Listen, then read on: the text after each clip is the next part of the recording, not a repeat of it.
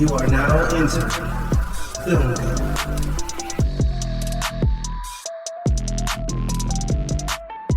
I see, Nate. You're fond of me lobster. Molly, you in danger, girl.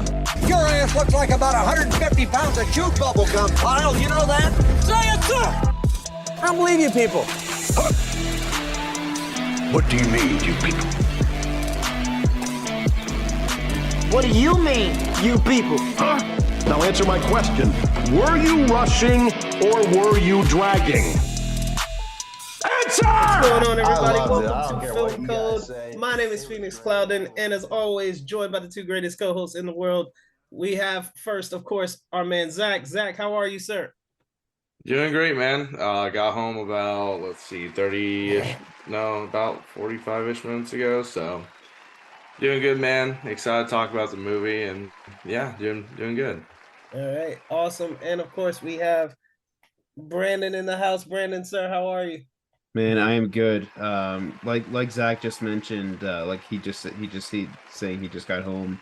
We are kind of breaking tradition here. We are doing we're kind of doing just immediate reaction review. Yeah. Because just this weekend scheduling wise just does not line up for quite well. We have some stuff going on personal wise.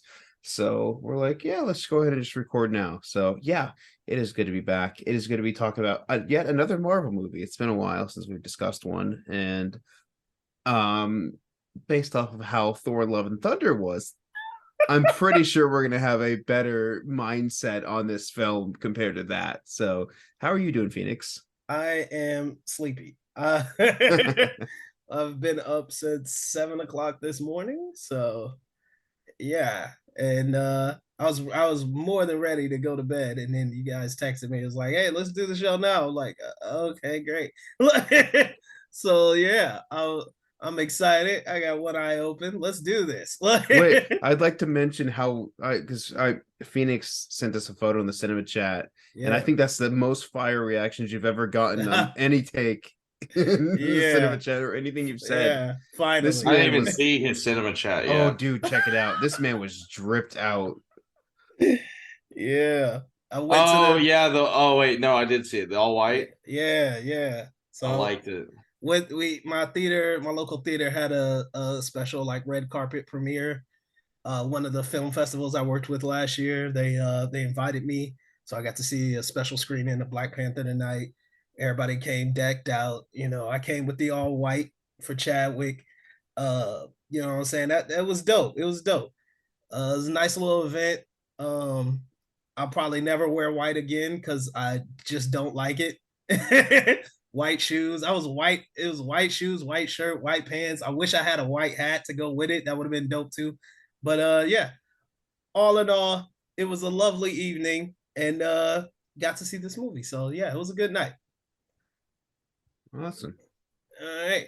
So let's dive into it. Let's obviously we're gonna talk non-spoilers right now, but just right out of the gate, immediate reactions. What are Brandon, what are we feeling about Wakanda Forever? Yeah, man. Okay, so like, I mean, for those who don't know him, if you don't, you're living under a rock.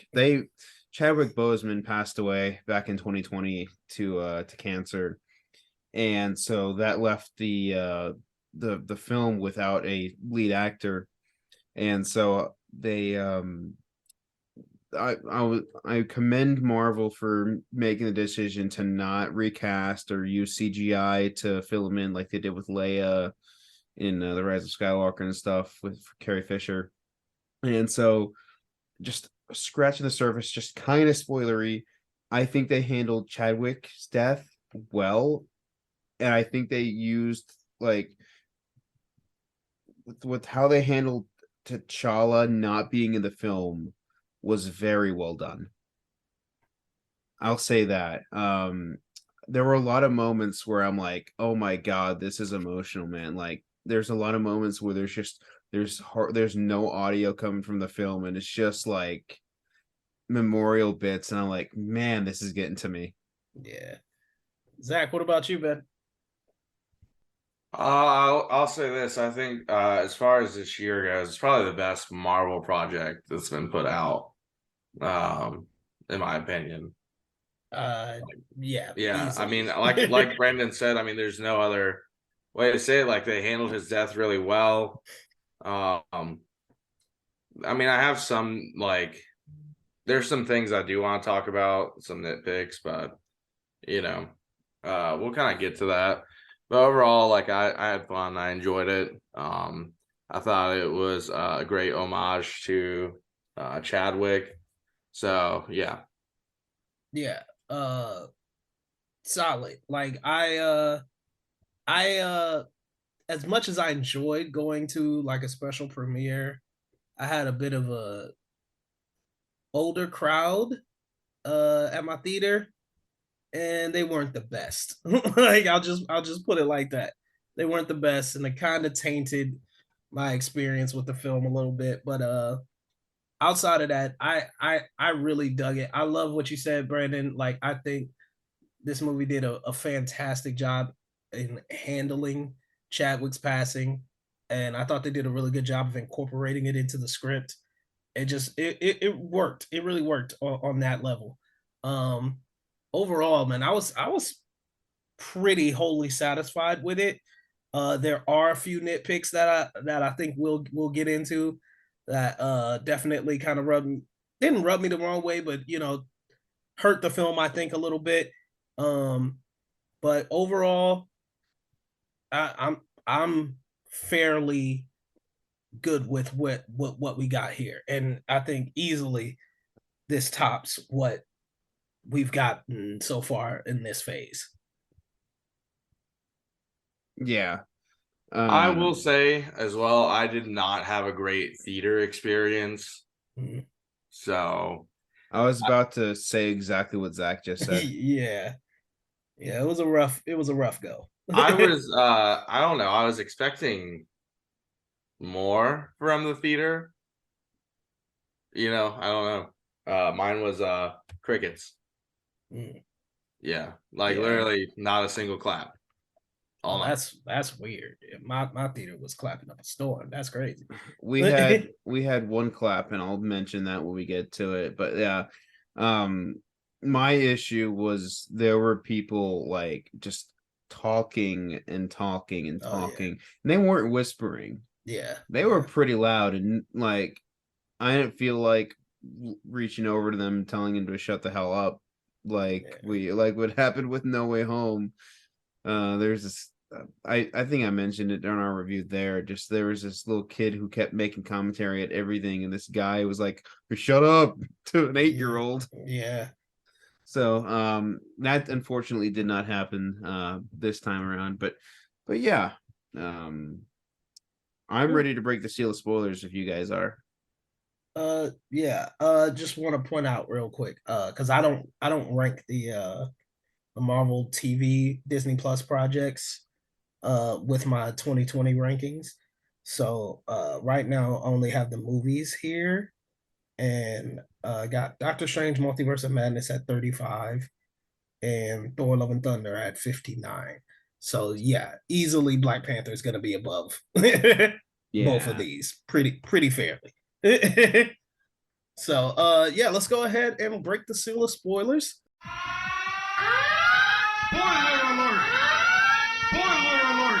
Officially, we're talking spoilers for Black Panther Wakanda Forever.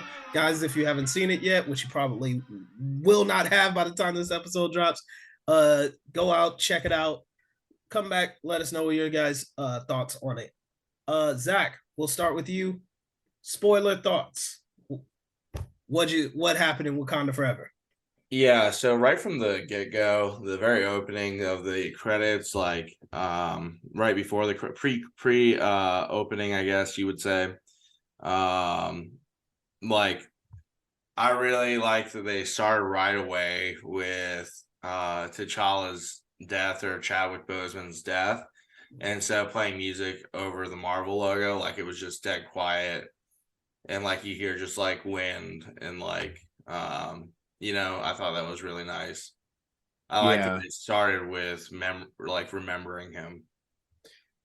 I agree with that. That's what I love too, is like they didn't just show like just clips of him in the movie. They showed a lot of like behind the scenes shots in there too, man. Like that was sad because like getting to because I back when Black Panther and Infinity War and Endgame and all that came out, I remember watching the behind the scenes stuff and just seeing how much of like a positive energy he was to the set and the casting crew of those projects. And like, man, we lost a legend. Yeah, yeah. That moment definitely affected everybody in the audience. And like that was the one time in this screening where it was dead quiet. Like everyone sort of respected that. And I thought that was just really well done. Mhm. I love that there was like no music behind it. It was a very somber respectful treatment of Chadwick. And yeah, you're right, Brandon. Like they showed that those little small clips of just of Chad, not even like of T'Challa, just of Chadwick. And yeah, that stuff was amazing. Like so, like it was deeply effective. It was both a great way to bring you in the film and also kind of like a heartbreaking way to bring you in the film. Yeah. So that being said, with the credits, let's back it up a second. Is of how they handled T'Challa's death. I'm really glad they didn't go some like take an over convoluted way to kill him off. Just be like a villain didn't kill him, vibranium poison didn't kill him.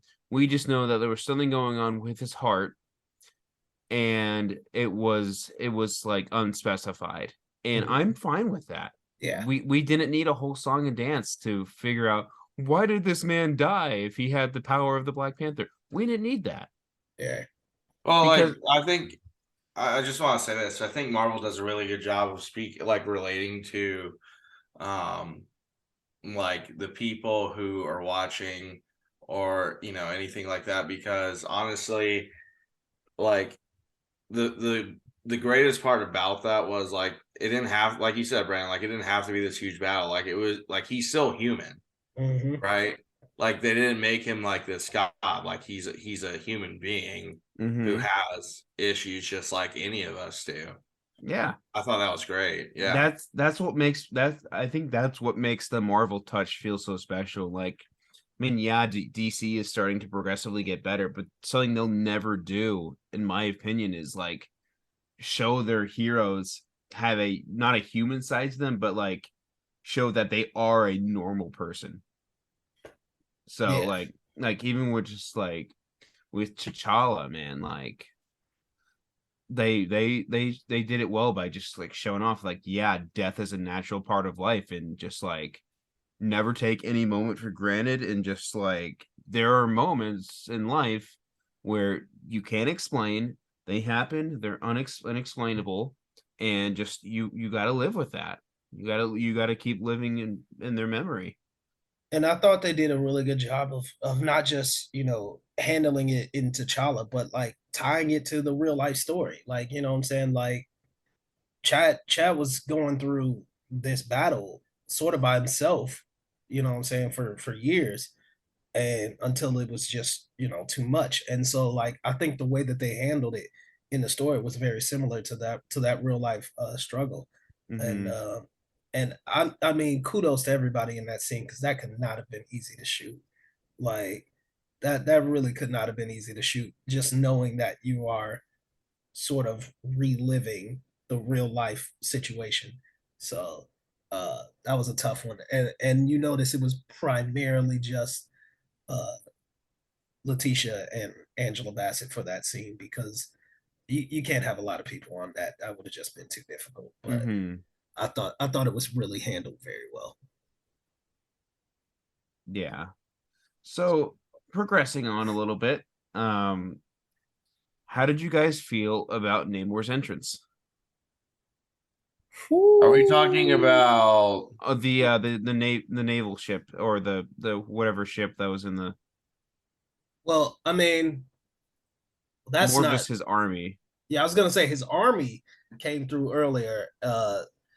They were like, listen, the Taliban is no joke. like they are no joke.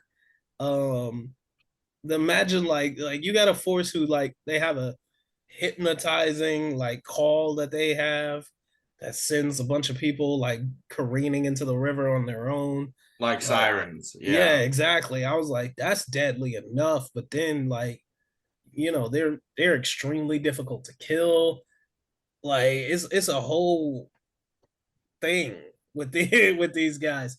Their introduction though was solid, like and terrifying. Cause like I can't imagine being underwater and then all of a sudden the Talican come after you. Like, wow. I like contrasting with that though, I love the scene where they're like trying to break into a Wakandan facility and the Dora Milaje like bust through and start wrecking shop. Yeah. That That was scene was awesome. awesome.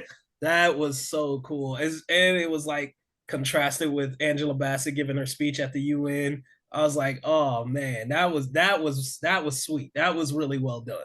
Yeah, man. So Namor's entrance himself of when he entered the film, while the Queen and Shuri were at that little campfire honoring the loss of T'Challa after the 1 year anniversary.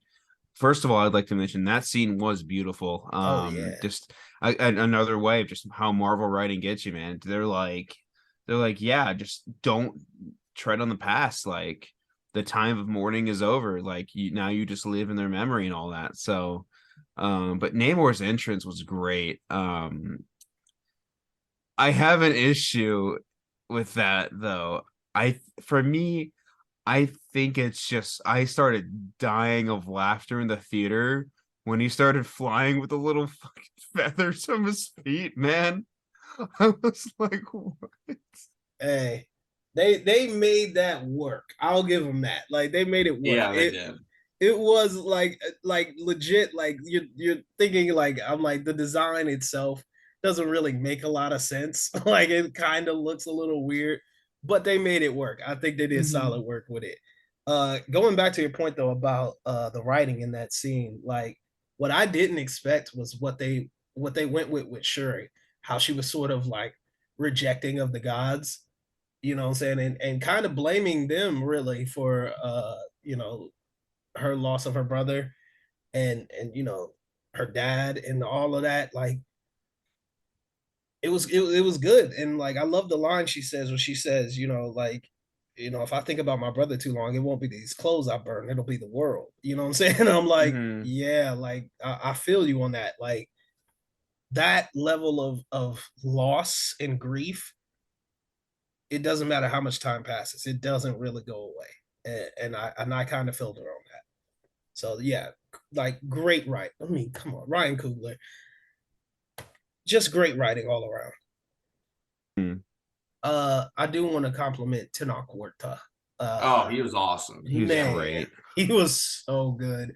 I mean, wow. Like this is someone like I don't know if either of you ever watched Narcos Mexico, but like dude is awesome. Okay, he's a really good actor. He's a really good actor, and I've always been a fan of his. I was so happy when he got announced as a part of this film. But I mean, wow, he brought it. like he really brought it. So I was really impressed. I was really impressed with him. Yeah, it was just a standout performance for me.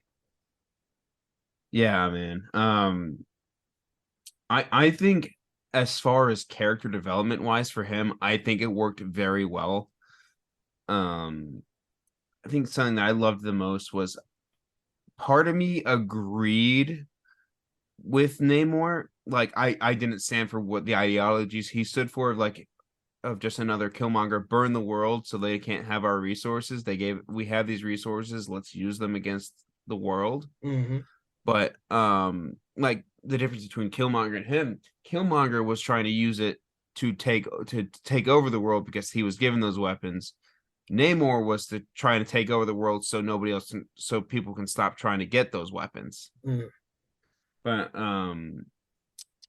I think how Namor was wording it though with Wakanda was like, yeah, let's work together and stop these people from taking these weapons or taking our resources, which works. However, the way he wanted to go about it did not work. Yeah. And that sort of brings me to one of my major criticisms is like I too sided with Namor a little bit. I was like, yeah, like I'm kind of with you. Well, once it got to, like completely like team up to destroy the world, I was like, we've gotten into a little bit of mustache twirling villainy Mm-hmm. at that point.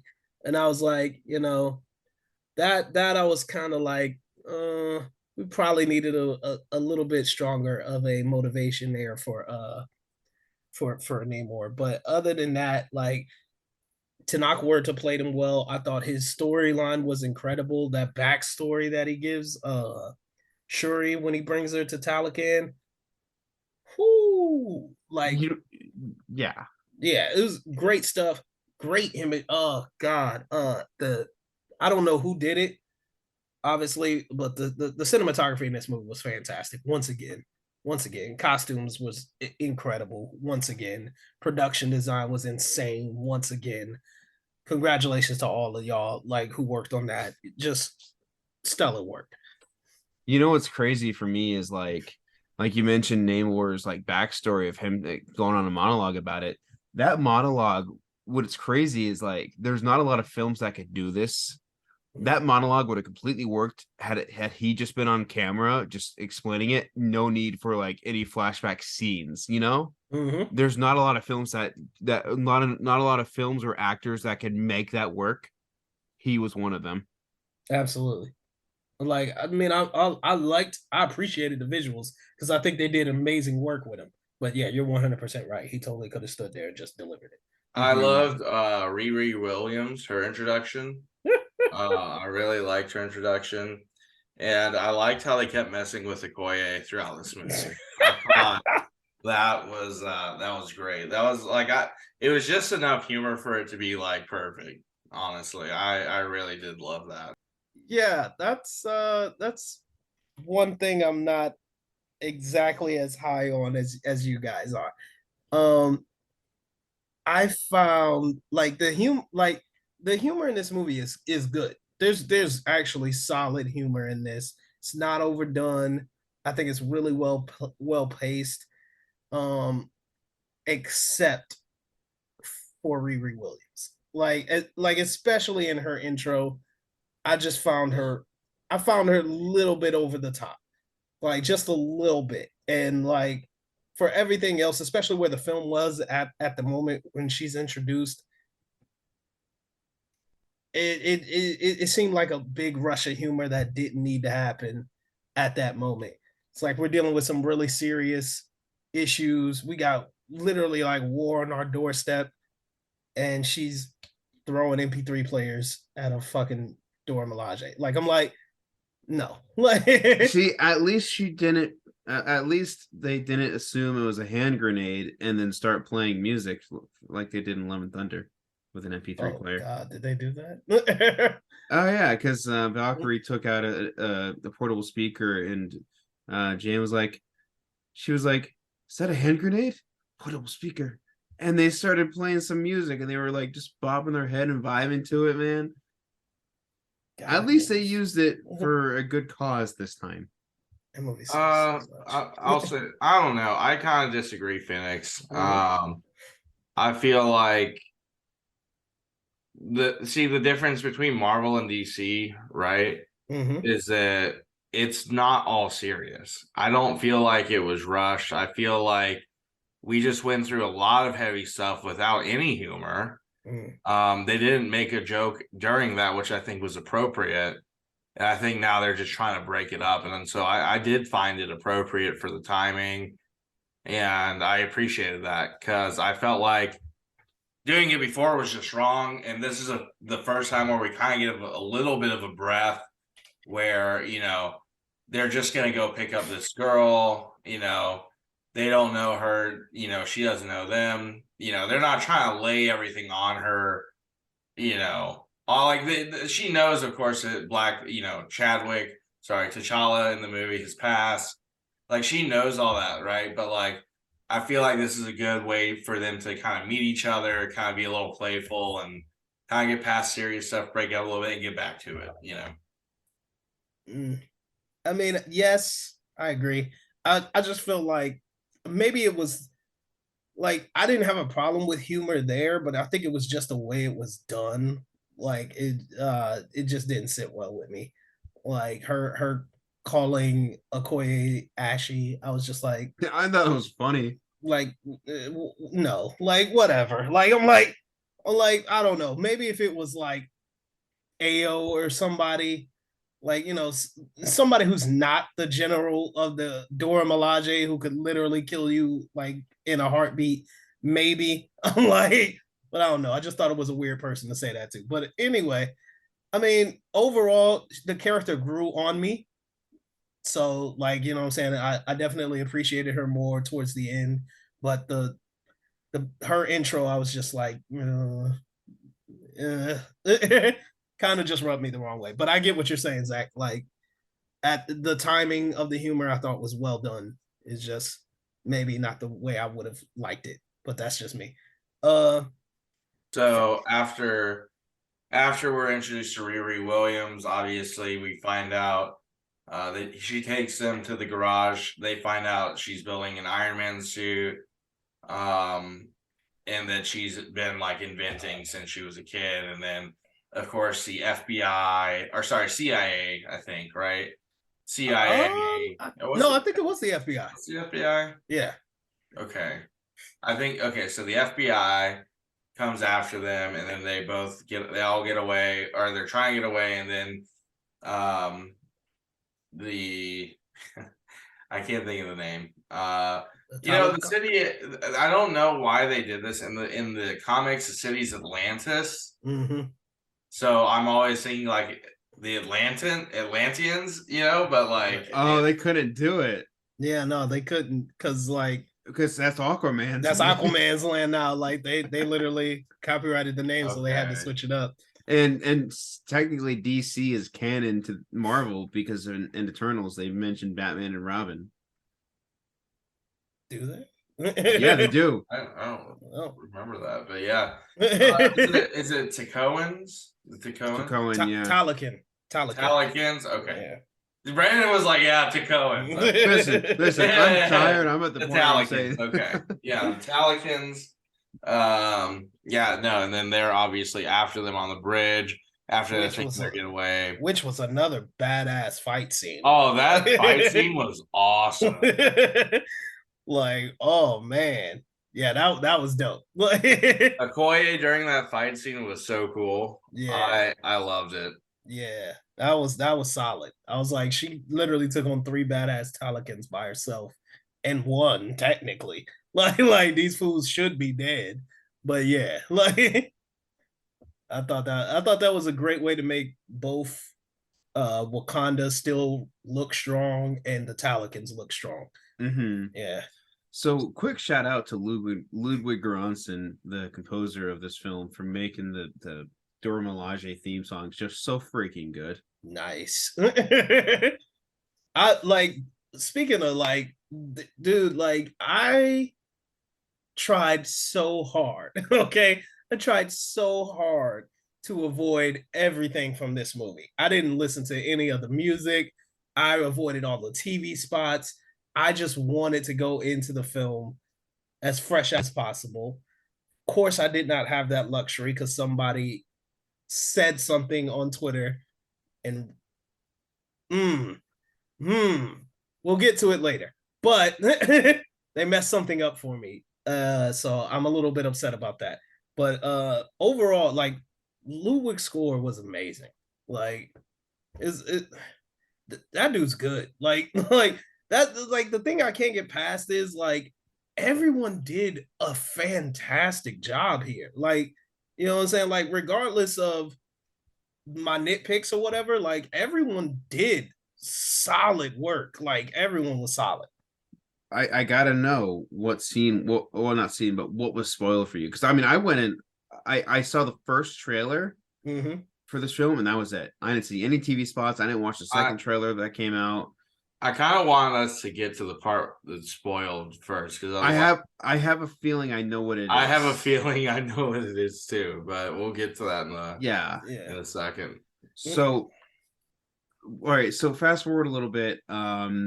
Namor launches an attack on Wakanda, and man, like I did not expect because when he was like, oh yeah, they're not gonna expect they'll never like wage war with us again, and then like the attack happened. I'm like, oh my god, what? Like they like even their fire and rescue team, they were making them jump off the cliff, man. I'm like, oh my god. Dude, we're missing like a huge chunk before that. Like, oh yeah, we I was like, there's a lot to unpack there that we haven't unpacked. There's oh yeah, Atlantis is a city. You mean Talocan? Yeah, See, I'm so used to the comics. I'm reading one right now with Namor in it. It's just like it's bothering me. So yeah, Talocan is it Talocan City? Mm-hmm. Talocan City. Yes, should be Atlantis. Is beautiful. Like I love the way that they portrayed it. I thought that was so cool. I'm assuming they were actually underwater for those shots.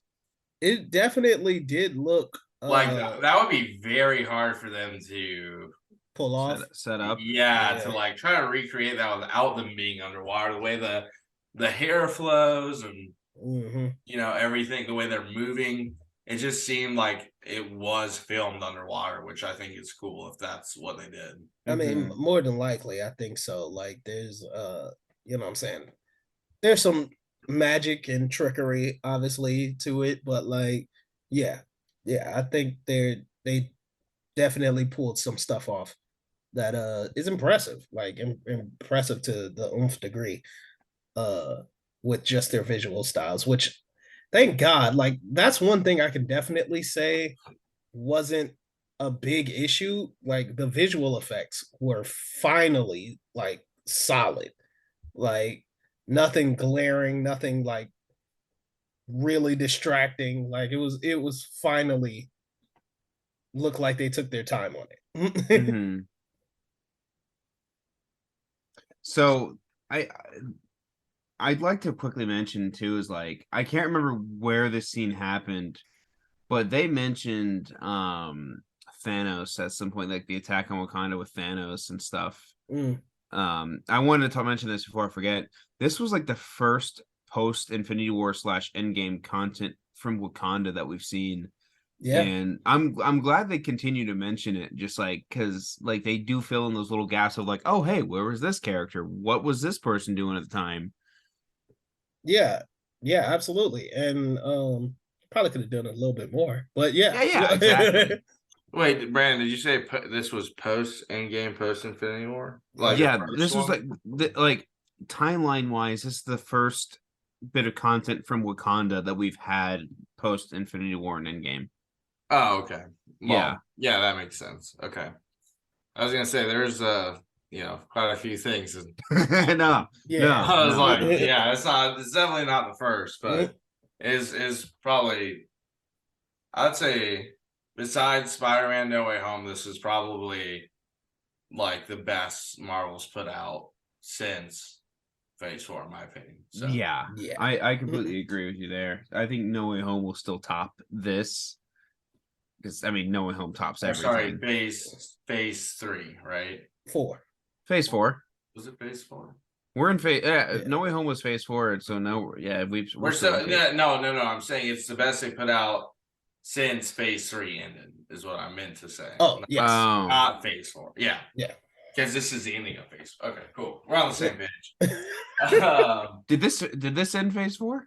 This did end phase 4. Thank God, finally. But you have to remember, actually, this is only like 2 years compared to, the 10 for the first 3. So it's moving really fast. Actually, I don't know if the holiday special's phase 4. I don't think so. I think it's phase 5. We'll find out. They'll let us know. So but and so after, of course, he's showing her the city, which I thought was super cool. They obviously come rescue Shuri and the scientists. They kill a couple of Talikins. Talikins, there we go. Talikins. We're getting there. And and then that's when they go to wage war on Wakanda. Which was brutal, man. Like oh my God. I mean, like it was. I mean, like I honestly when I walked out, I didn't give that scene enough appreciation. That was a big set piece. Like that's a huge set piece that they did, and they pulled that off extremely well. Because you got multiple parts of that moving at different points. Ooh, we do need to double back real quick before we we're gonna come to this battle scene eventually, but we gotta double back because the only line in the first trailer that was spoken was Angela Bassett's line. I'm queen of the most powerful nation in the world, and my entire family is gone. And then we finally get to see that line in context, which is after Shuri is taken, and and Queen Romonda relieves Okoye of her duties. That scene was tight. Like that scene was dope. I was like, wow, because I was just like, I wasn't expecting that. Like Okoye has been loyal forever, you know what I'm saying? And like, but I felt Angela Bassett in that scene though. Like she made some good points. She was just devastated. I thought she brought it. That was an amazing scene, and Denai Guerrera freaking played it just awesome. So like that to me was one of my favorite scenes in the whole movie. Just that confrontation. Yeah, because you really get to see the mother's loss, right? Right. Like what she's she's going through it. Mm-hmm. Yeah, no, that was a great scene. And I also liked was it, I think her first name, correct me, is it Alyssa De Fontaine? Is it Alyssa? Vanessa, I think it's Vanessa. Vanessa? You talking about Julia Louis Dreyfus's character, correct? Yeah. Oh, Valentina, yeah. I don't know where I got Alyssa from. Anyways, there's a lot to keep up with. My head's been, and it's late, so it's late. Yeah, that's not helping. But Valentina's character, like, I was actually kind of glad they gave her a little screen time, because we've been building this character throughout Phase 4, and like finally, like she's in like a big movie where it makes sense for her to be in. Mm-hmm. So yeah, I like seeing her character. That being said, I think unless you guys have anything else before the battle scene, I think it's safe to go ahead and talk about the battle scene in Wakanda. Yeah, man. Let's talk about the ancestral planes though for a second. Wait a second. That's after the battle scene. That's after. Oh, we're talking about the first battle scene, not the second one. Yeah, we missed a whole lot there. Like, yeah. There's a big part there that we're not talking about. I'm still piecing the movie together. Yeah, that's a lot. But like, you first just saw it, like me, bro. It's 2 hours and 40 minutes. So the first battle scene, when Talokan attacks, is epic. Okay, so like it's not just the attack on Romonda and Riri, but there's also the Dora Milaje, there's the Jabari, there's Okoye and Nakia.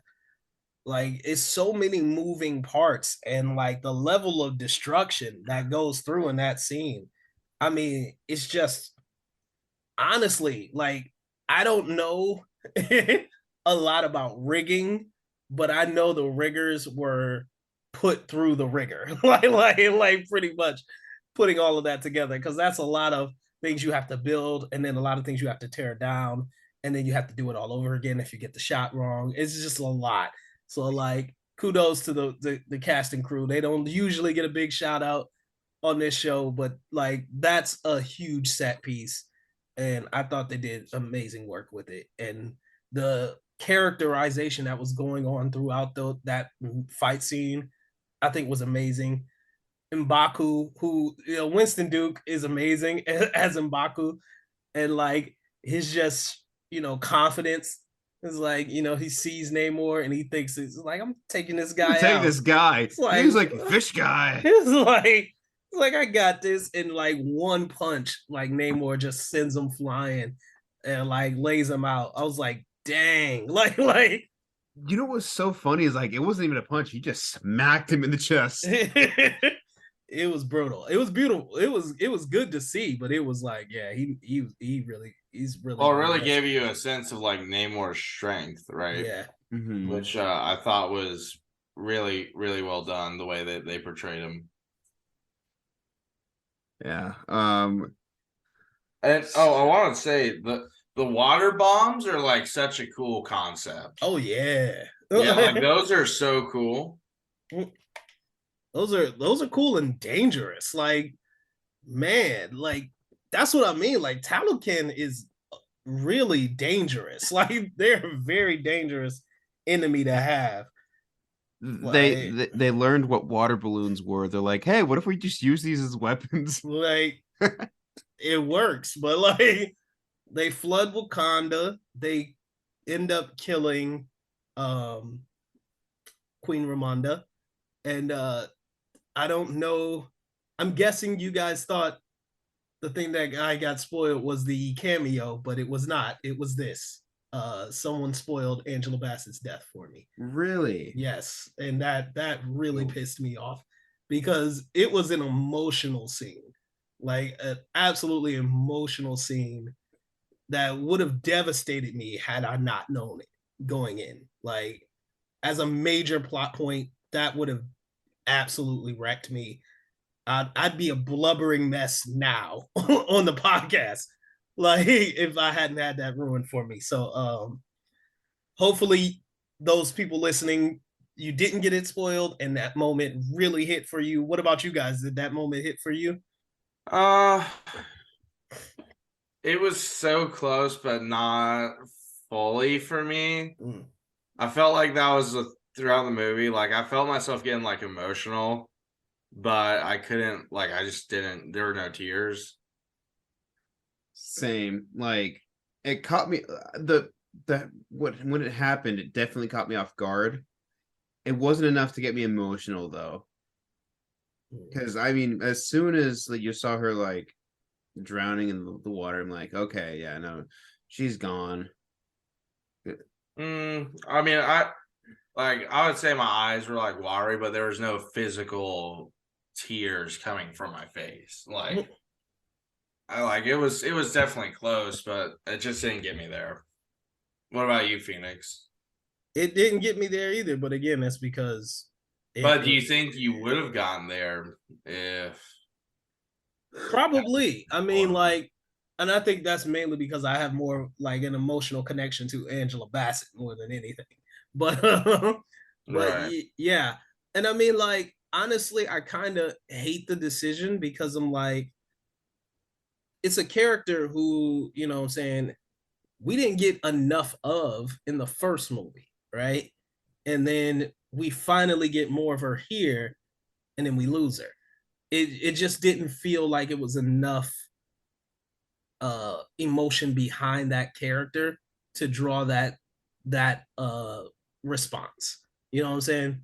Because this is like, you could argue this is really her first movie. You know what I'm saying? So like it was there, but it wasn't enough. That's my only thing. So I kind of wish they hadn't gone in that direction and instead, sort of kept her alive, maybe even in like critical condition or something. But like I feel like it should have worked out a little bit differently. Mm-hmm. See, for me, I really liked. I'm glad they did it the way they did though, because as far as leading Shuri to becoming the Black Panther and who she's meant to be, is like when she was entering the ancestral planes, like she just when she was going in there, like she synthetically made it, but she was going in there with so much built up rage and aggression. Like she wanted to see her mom, and that didn't happen. And like, man, that it worked out perfectly. Yeah. I will say, like, the way that they did that, I mean, I this like the scene with Angela Bassett and Denai Guerrera is my favorite scene. This is a very close second when we get the reveal of Killmonger. I thought that was so freaking dope. Like that was so dope. As like a surprise, I just did not expect that. Because I mean, you didn't expect to see him in the ancestral planes No, like at all. at really. all. Like, yeah. And I thought they played that so well, like so incredibly well. Yeah. So she gets out of the like she has an amazing like moment with Killmonger. Yeah. And Very well written scene. yeah. And she comes out of there, and then they start prepping for war. They get she gets the new suit, which looks beautiful and crisp. That's like the only moment people clapped. That and after the post-credit scene happened, it said dedicated to our friend Chadwick Boseman, people clapped there, but this was like the main moment of the film where people clapped. And like I was right there with it. Beautiful suit, man. What do you guys think of the suit design? I love the suit. I love the suit. I also love the suit for Okoye and the other Dora Milaje who was with her. Everybody's about to start getting Iron Man suits. Yeah, the Midnight Angels. Yeah, those the Midnight those Angels are dope. Cool. I'm not too big on Shuri's suit. I think it's a little too gaudy, a little too messy. But I think she drew a lot from Killmonger's design, so that may change a little bit, especially as she continues, if she continues with the role. But yeah, like I don't know. It was fine.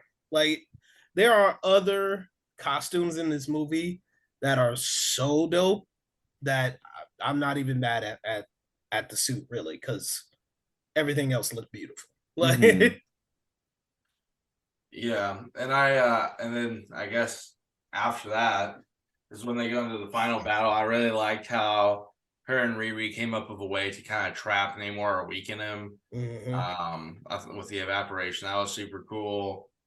I really enjoyed the final battle scene. I thought it really showed a lot of strength for both sides. Obviously, the Talikans would have won if it had continued, but so, but I didn't really like, this is just me personally, I didn't like that Shuri went so like evil. I don't know. I know it make sense. I know that the whole thing adds up perfectly, but like it just, I don't know, it bothered me a little bit, like how evil she was. I mean, if you look back at No Way Home, when Peter is just Peter 1 is just unloading on Goblin. Okay, but that's a little different. Okay, I don't know. How though? I mean, like both of those villains killed someone they loved. Yeah, but like I don't know. But also, my thing is too, right? Like, there's a lot of people there supporting Shuri, and there's also a lot of like she hates Killmonger, and then like he's asking her what she's gonna do, and then she kind of like falls into what he's saying is like it bothered me. It was like, no, like you're supposed to honor your brother. Yeah, I don't know. That's just me. But no, I think that's a valid criticism. I think she had, like, at that point, I don't think she was really thinking about the kingdom. I don't think she was really thinking about what her role is and what that would mean. So I think she was pretty much just dead set on revenge. And like, so I don't think she like went to Killmonger's side. I don't think she was like went all like fully evil. I think she just was like, no, I want revenge. Like period, Yeah. point blood, I want revenge. And I kind of feel her on that. Like, you know what I'm saying? You lost your brother. This dude just killed your mom. Yeah, no, like I want his head. Like, there's no question about it. I want his head. So I kind of understood her there.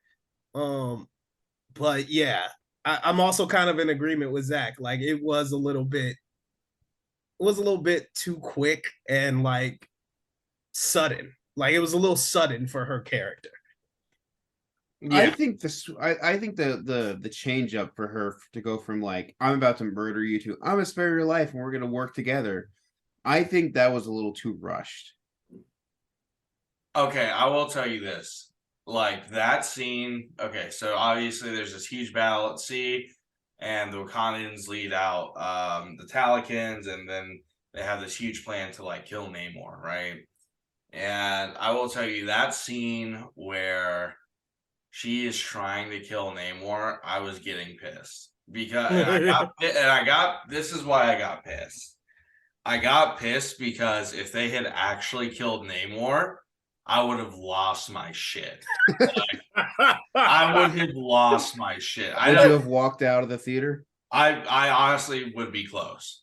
Like, no. Here's why. Because he is like such an integral part of the Marvel comic universe. So for it, if you're gonna put Namor in there, like he has to stay. So like the moment where he's like just on the cusp of dying, I'm like, I swear to God, if you guys kill him and fuck this up, like I'm done. Like I like that's such a huge character. You don't do them. They didn't. Thank God. I would have been like super. But that whole time, I couldn't help but think like, you better not fucking kill him. Does he continue Sorry on? for the language on this episode, but I was just a little heated during that time. I was fairly like I was upset even though nothing happened. Like just the fact they got that close just like bothered me. Oh man. Does he continue on as a villain or is he a hero now? So that's what okay, so that's another thing I have to say that the whole thing before the movie was Namor's not a villain, and he's not a villain. He's an anti-hero. But the way they made him in the movie, he definitely is a villain. Yeah, like he is the villain of the movie. Like I mean, he had sort of this not really the same motivation as Killmonger, but like he had sort of the same idea as Killmonger, which was like, no, like the people on the surface world, they are aiming to stand against Wakanda and steal our resources. We got to take them out before they take us out. And I'm like, okay, but yeah, he's always sort of played the villain, the antagonist, if you will, especially when it comes to Wakanda. He's always sort of played that role, even in the comics. I would not have been upset if they killed him, honestly. like Namor is a character in the comics I absolutely hate. I hate this character. Like when they said that they were bringing him to the MCU, I was like, why? I freaking hate this character. I hate him so much. But they cast Tenoch Huerta, so he's fantastic. But I would have been okay if they killed him. Like I would have been perfectly fine if they killed him. Glad they didn't, but they totally could have. But okay, Namor is just kind of like he's like a jerk in the comics. Like the entire comic, like yeah, that's his character, but like he's also such a famous character. Like I don't care. I care.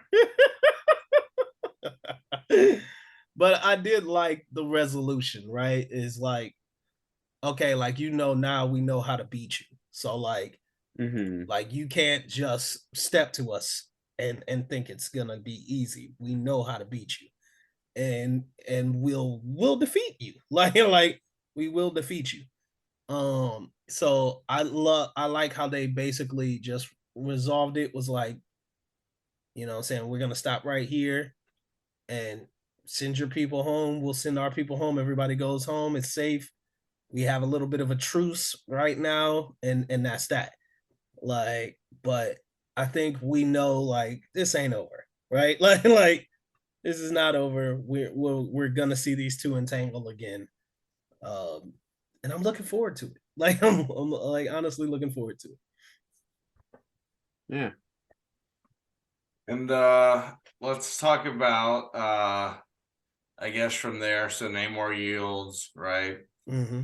And then you know, they released the FBI agent guy who helped him because he got found out he was helping them. And then I really want to talk about the after credits. I guess right before the after credits and the after credits. Right before, I really like Shuri's closing to remembering Chadwick. I appreciated all the visuals they gave, like the memories between the two of them. I thought that was really, really well done. Yeah. No, that was beautiful. What I loved about it is like when the end credits started rolling, it was literally just like shots of the funeral gown burning. And then I something I love is like it how the end credit scene happened. It literally just picked up right where the film left off. Mm-hmm. Yeah, that was cool. And we got a stunning surprise, which was that T'Challa and Nakia had a son, which is beautiful, named Tucson. Great kid actor, by the way. This is the part I thought got spoiled for you, Phoenix. No, thank God, because I was like, I really loved it. But great kid actor. It was such a sweet, touching moment. And this is my third favorite scene in this movie because I felt like Nakia's journey in this story, I was sort of like lost with it. Like, you know, so I was like, what is her role here? Like, why is she so distant towards the royal family? And then this end credit scene happens, and it basically ties in something that I've always wanted since Endgame, which is for someone to say what happened in during those 5 years when everyone was snapped away. And I think the cool thing is we get this story of the reveal, I should say, that T'Challa has a son. And I dig it, and I thought it was the best, most responsible way to keep T'Challa in this world without having Chadwick. I thought it was the most respectful way to do that. I completely agree. Like T'Challa lives on through Prince T'Challa, even though Chadwick's gone. I love how they honored him with like that. It's just it was beautiful. Like I was so scared that they were gonna do a thing during the credits of just like all the like a bunch of behind the scenes stuff with Chadwick, and I was the reason I was scared was I'm like I am not ready to like emotionally handle this. Right. But yeah, Zach, what do you think about that? About the introduction of T'Challa's son? I really love the introduction of his son. I thought it was a beautiful moment. There's nothing I could really ask more for from that. And then I guess the last thing I would say or want to mention is I really liked Shuri's ending before the end credits, like after the end credits or mid credit scene, whatever you want to call it, right? Like when she's with the piece of cloth she's burning, right? Mm-hmm. The same sound that played at the opening credits for Marvel was the same sound that was playing at the end. Nice. Like the wind. I really appreciated that. I thought that was great. All right. So let's go ahead and wrap this up with final ratings. Brandon, what are you giving Black Panther Wakanda Forever? Okay, so this may alter from the time that I say this now, because usually we have a couple days to think on it. Currently, I think I'm going to go with a solid 4 stars. I think they, with just like I mentioned earlier, how they handled everything with the loss of Chadwick and the how they had to move forward without T'Challa. I think they did great. I think they set up a lot of future storylines too. So, yeah, definitely a solid 4 stars for me. Zach, what about you? Yeah, I'm gonna have to follow suit with Brandon. I would agree that this is a solid 4-star movie. So I'm actually gonna ride that same boat. I'm going 4 stars as well. Like I thought it was a really solid film. I thought everybody did a great job in it, like everybody. And yeah, it's got a few issues, like nothing too heavy, but definitely they're there. It's not nearly as strong as the first film, but I don't think it was ever gonna get to that point, especially without Chadwick. But overall, solid film. I dug it. I'm looking forward to watching it again, hopefully with a much better crowd, because the crowd tonight was really irritating. But there you have it. 4 stars all around from us here at Film Code. What did you guys think of Wakanda Forever? Let us know on Twitter and Instagram at Film Code Pod. And we are going to get out of here because it is nearly 2:00 in the morning as we're recording this, and we all need to get some sleep. Brandon, let everybody know where they can find you, sir. You guys can find me at FANTASMIC ears over on Letterboxd. That's all I got to say. Zach? you guys can find me in Atlantis, the real. Just kidding. You guys can find me on Twitter at Zach Sneath. That is ZACHSNEATH. And you can find me on Letterboxd at ZSneaks. And you guys can find me on Twitter at IMHO Reviews 1. That's the number 1. And on Letterboxd under PA Cloudin. And as always, guys, please follow the show on Twitter and Instagram at Film Code Pod. We will see you guys next week, hopefully a lot earlier. And we are out of here. Peace.